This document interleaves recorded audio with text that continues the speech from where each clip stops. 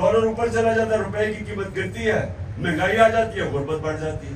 ये हमारा ही मुल्क पे नहीं, ये सारी डेवलपिंग वर्ल्ड के अंदर ये मसला है।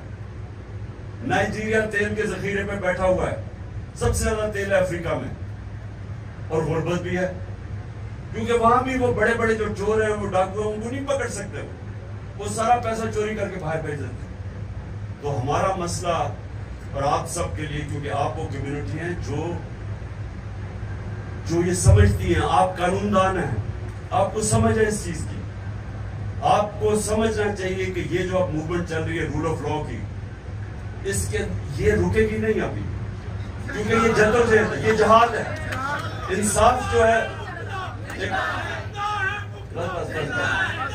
अभी आपने और जिंदा होना है इंशाल्लाह, इससे ज्यादा मैं आपको सुना देता हूं।